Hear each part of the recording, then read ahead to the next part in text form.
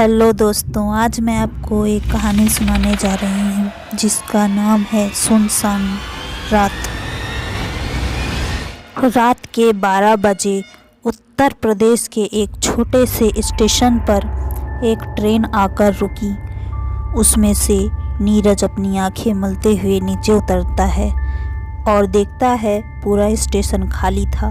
नीरज को यह देखकर ज़्यादा हैरानी नहीं होती। वो जानता था ये छोटा सा स्टेशन है और यहाँ रात के समय में इक्की दुक्की ही ट्रेन रुकती है, और वह यह भी जानता था कि अब इसे इस समय कोई ऑटो या रिक्शा भी नहीं मिलेगा। नीरज स्टेशन से बाहर आकर देखता है वहाँ सच में कोई ऑटो या रिक्शा नहीं था और अब उसे पैदल ही अपने घर जाना होगा। अब नीरज पैदल ही अपने घर जाने लगता है। नीरज का घर स्टेशन से 5 किलोमीटर की ही दूरी पर था। नीरज चलते चलते अब एक जंगल के पास आ गया था।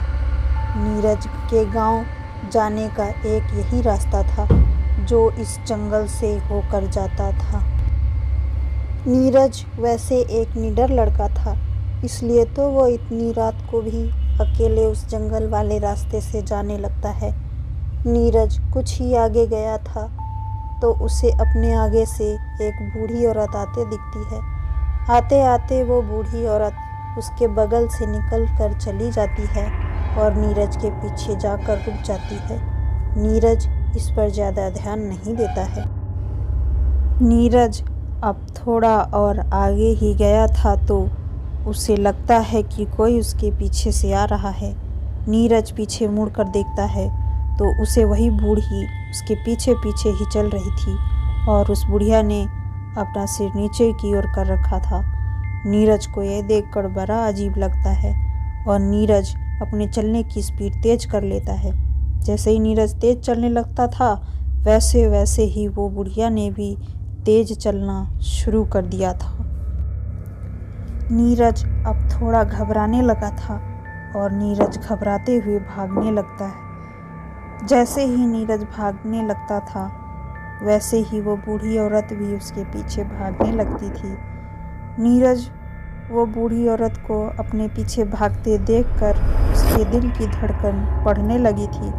नीरज ने भागते भागते अब जंगल भी पार कर लिया था।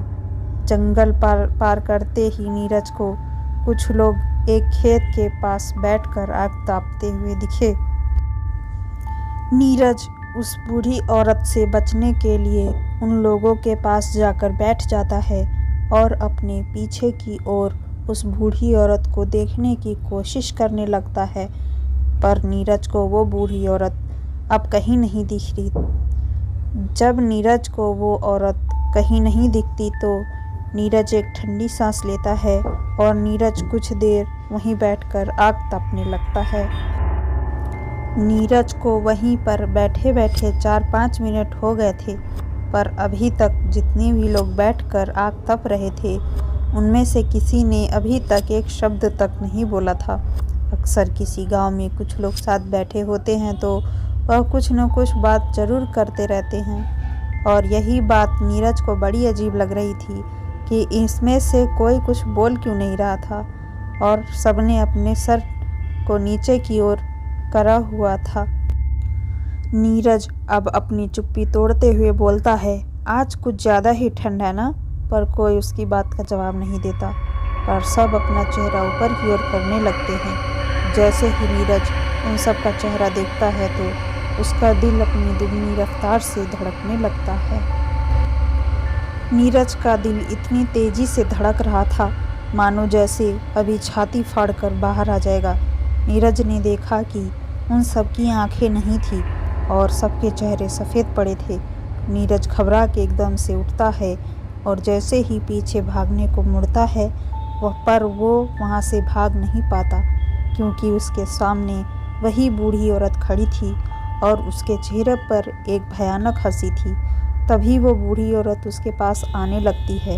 पास आते आते वो कुछ बड़बड़ा रही थी और वो नीरज के पास आकर नीरज का गला दबाने लगती है वैसे वो एक बूढ़ी औरत थी, पर नीरज उससे अपना गला नहीं छुड़ा पा रहा था, मानो उसके अंदर कई लोगों की जान आ गई हो।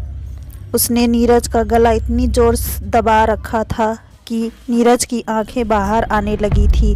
देखते ही देखते नीरज की भी आंखें बाहर निकल गई थी और वो भी उन सबके जैसे हो गया था जो सब वहाँ बैठकर आग तप रहे थे। अब नीरज भी उनमें से एक था।